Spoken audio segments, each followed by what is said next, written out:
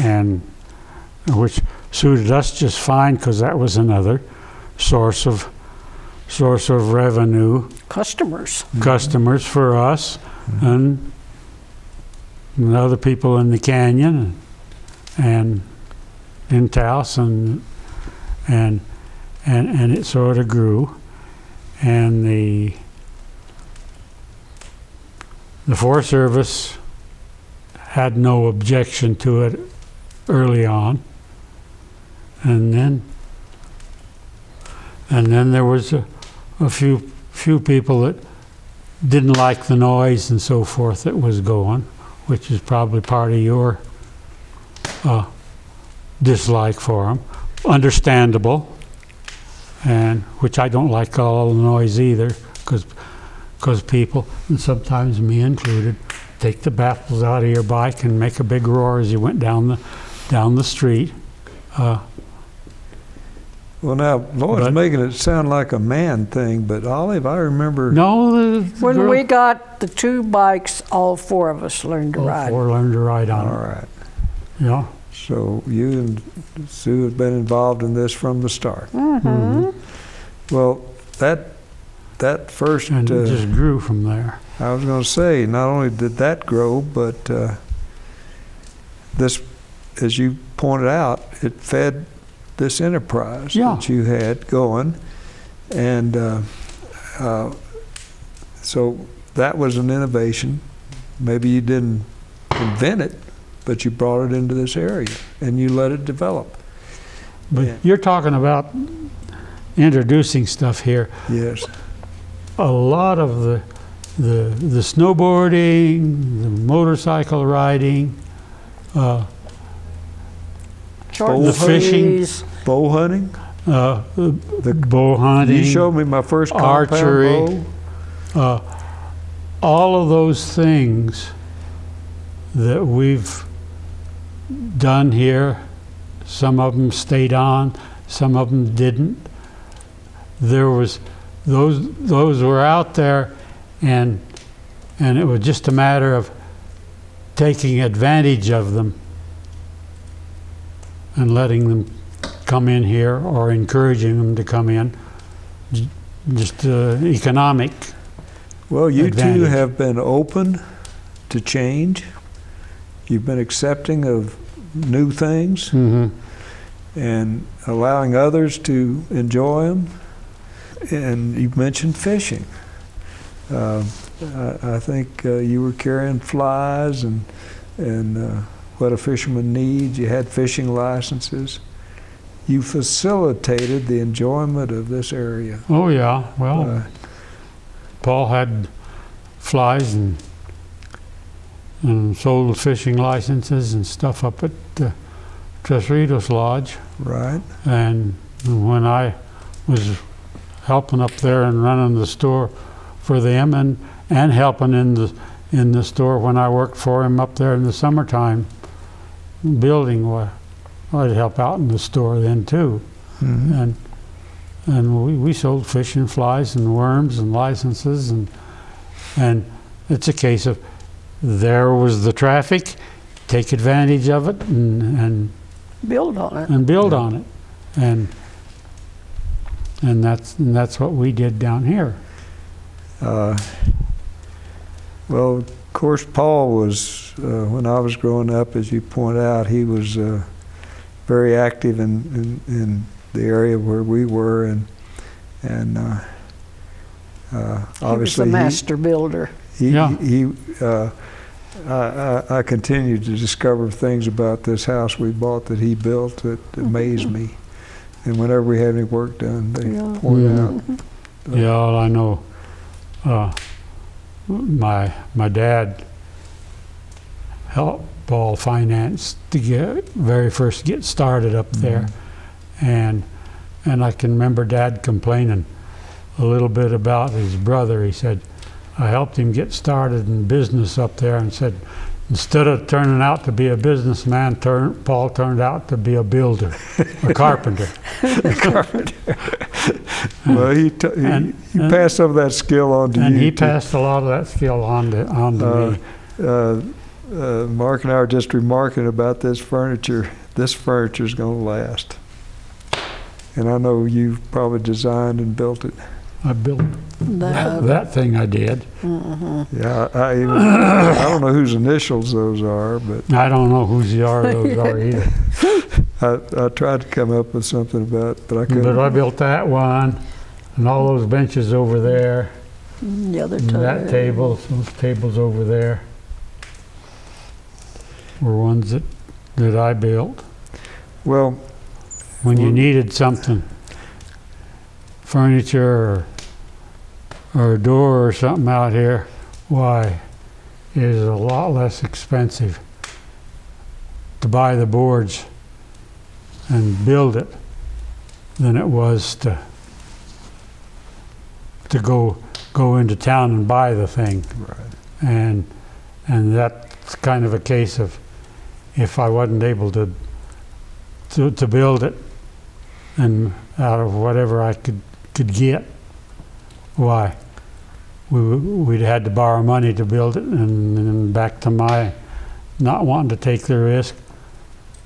It's better to Well, build it myself than to do the other, than to buy it. the structures that you two have created on this land, I think will be here for a while. Well, I'm going back to innovation because I'm looking out the window right now at a And the snowcat out there working. snowcat working, and when you started, how did you manage your snow and the slope? What was your grooming at that time? Ski packing it, Ski packing it, just like you were talking about a while ago. the pack line. Sidestep up and down the hill Yes. and pack it, and then when we got thin spots, what do?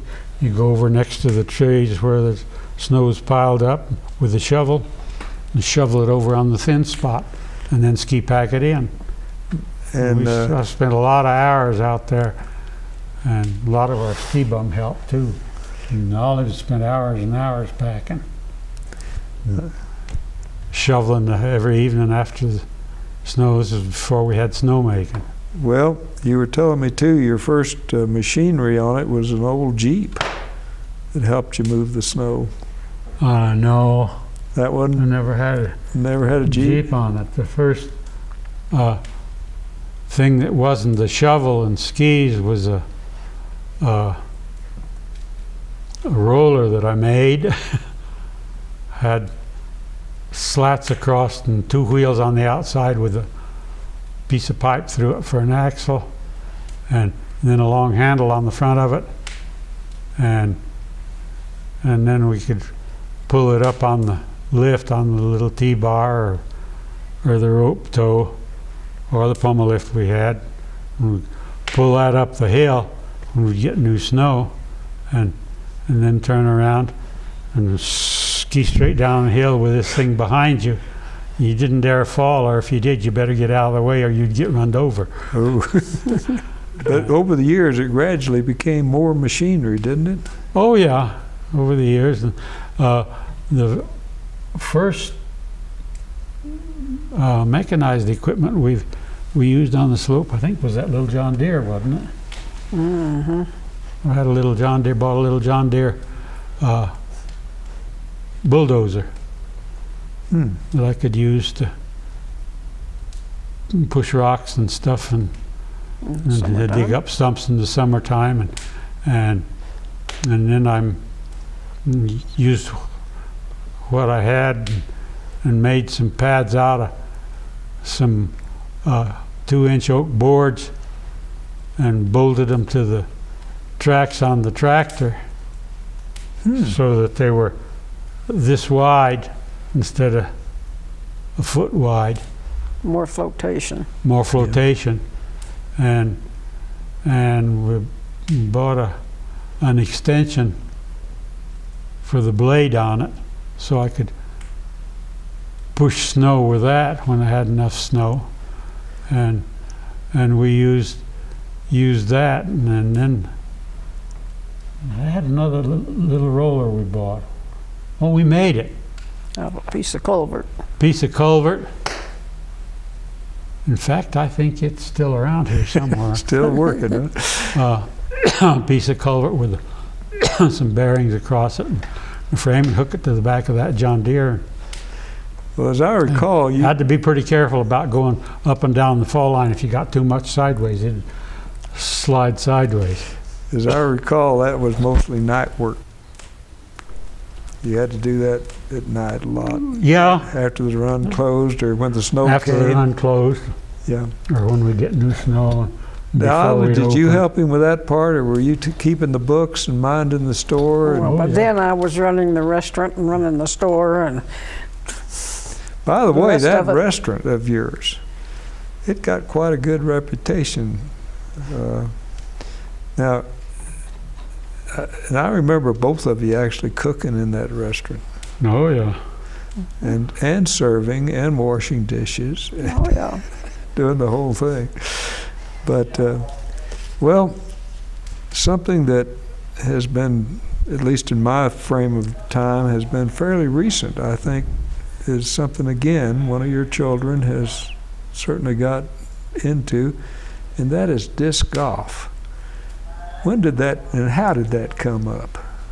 Who started that? This is your department. Oh, disc golf started years and years and years ago, but we didn't know anything about it until we hired a young man in the ski shop who was a disc golfer, Oh, I see.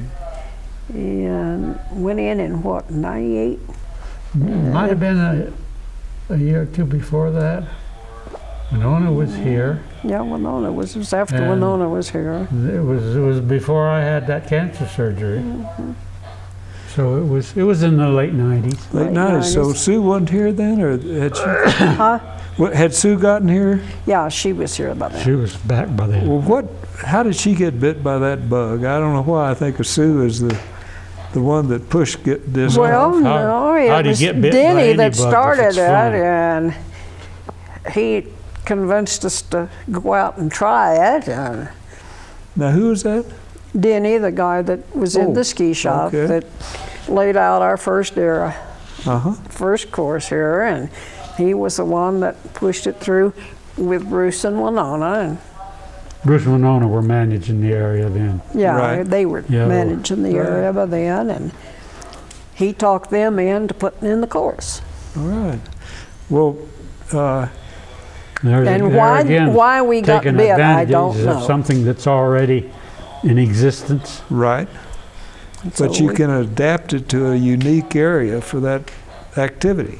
This Yeah. was the first course on a ski area. That's what I was wondering, I if this think it was was. the first one. And just think of what an ideal fit that's been.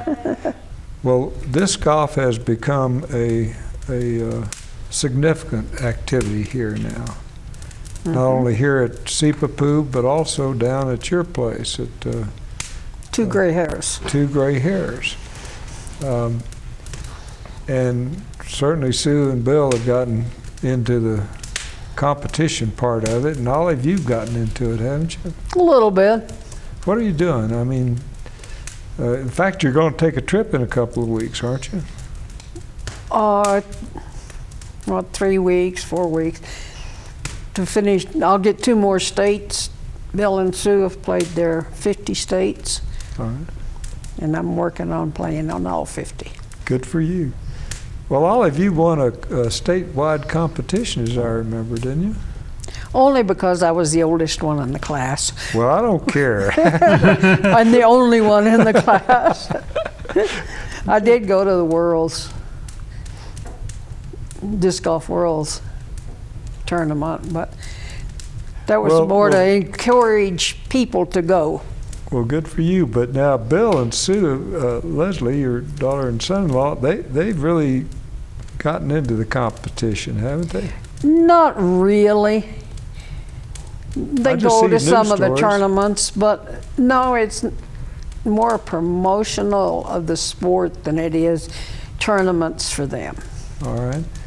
Well, in connection with competitions and promoting sports, I know Seepapoo has been the site of some significant competitions. Name a few of them. They have the state's doubles tournament, and then we used all 3 courses for the Rio Grande Open, All right.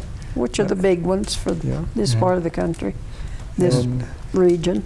and Lloyd, I know in your area the bikes too. Haven't they come here? The trail bikes and Oh, the trials bike. Yeah, they had what two of the nationals competitions here.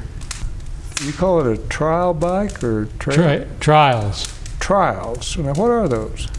Well, they're a lightweight motorcycle with most all of the lights and highway legal stuff that makes it highway legal taken off of them, and it's a competition where you ride over obstacles, steep hills, stumps, big rocks, Logs. logs, and the idea is and it's an observed, they set up a section with ribbons marking where the different classifications can go, and then the idea is to ride through the thing without having to put your feet down, and you get points taken away if you put one foot down once.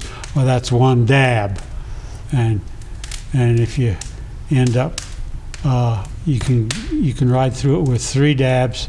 You consider it to have ridden the course, but if you end up making a mistake or falling down or stopping and killing your bike or something, why then you get a 5 for it, and you consider not to really ridden that section. Have you competed in that? Yes. How have you done? Well, I did pretty good, I guess, for an old guy, because I didn't start it until I was what, pretty near 70? Yeah. I don't remember. Oh, I was did in you my ever do 60s. any of that foolishness? I never rode trials. I think it would have been fun, though.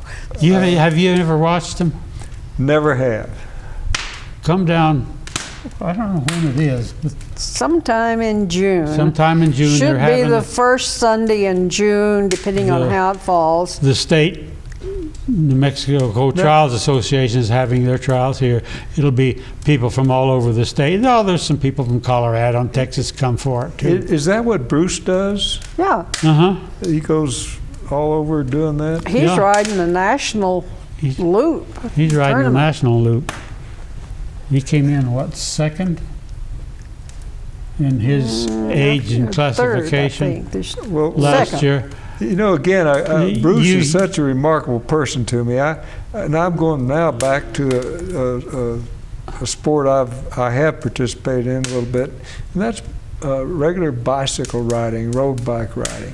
Uh-huh. And I remember when Bruce, tell us a little bit about that Quest, Odyssey, or whatever trip he made on a bike, road bike. Oh, the one he started it Oh, that was in just, Mexico and went to Canada. that that was just him. I know it was just him, but Yeah, well, and Winona's 2 boys, they're his boys. yes. 2 were going to ride from Canada to Mexico. Well, one of them quit the first day, and then the other one quit a day or 2 later. And Bruce went on by himself, and he rode all the way from Juarez? No, I don't know. someplace down In Mexico, in clear Mexico. to Canada. all the way to Canada. Camped out along the way most of the time, Right. but once in a while, I think he stayed in a motel when he needed a shower. And when we met him up in Wyoming. We knew where he was going to be. He called us, and we went up on our highway motorcycles and met him up there and soaked in the hot tub in Thermopolis, and then rented a motel in Cody, and he stayed with us in the motel room. And then we went on. doing something else, and he went on. Speaking about your motorcycles now, there again, you have introduced a lot of people to that experience. And talk a little bit about what to me, it's not only riding a motorcycle, but where you've ridden them. I think that's important to talk about a little bit. Oh, we've ridden on most of the contiguous states. We never rode to Alaska. We've been in quite a few of the Canadian provinces. We've been in Mexico 3 times on our bikes. We've ridden in Europe 2 times. We were in South Africa on our motorcycles. We rode motorcycles in New Zealand. Why do you want to ride a motorcycle in a foreign country? Why Why not?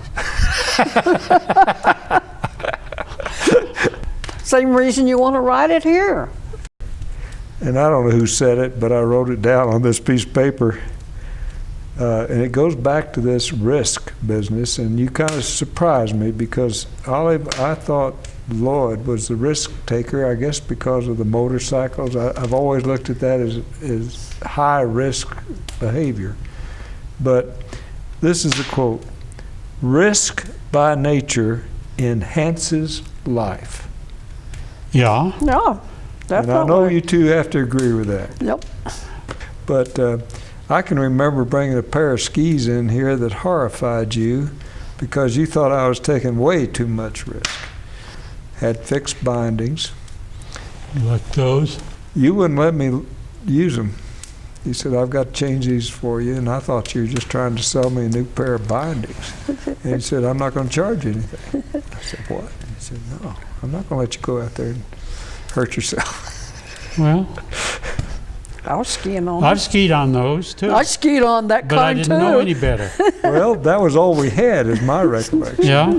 And I just didn't know any better No, when the change took place. When I was in high school and I finally got a pair of skis like those, kind of hickory ridge top skis with offset edges and a cable binding on them. That was the latest technology, and I was in hog heaven. I had the newest stuff. That But it's cable changed binding, since you then. remember those notches there? You could Yeah. tighten them down, loosen them up a little bit. That- I'm going back though, just because you've spanned a period of time, but then your father spanned a huge period of time, and this was such a different place when your father was starting at Penasco, and of course that's where you grew up. That was a different place. Yeah, well, we lived in Penasco from the time I was 3 years old until I was 11, I think. It was 8 years, 1930 to 38. And then we moved to Taos. Right. My family did. Right. Well, in Penasco, were you living in the ranger station, or was it Yeah. part of the complex there? What was there? Well, as far as the Forest Service complex, when we first moved there, of course I can barely remember this, but there was the house with 1 bedroom and a bath and kitchen and a living room, and there was 2 doors into the front of the house, and what eventually became the 2nd bedroom was the forest office where the ranger did his office work. And then this was during the time of the CCCs, the Depression, Yes. 1929, Yes. Right. 30 Depression. And they, I don't remember whether it was WPA that did it, but they built that other little building that's next to the residence now, and that became the forest office. And we still had the barn and the garage back there where they had room for 2 vehicles. I think the Forest Service had 2 vehicles. Had a pickup and a bigger truck. I guess I'm smiling because I just Oh, you think see of all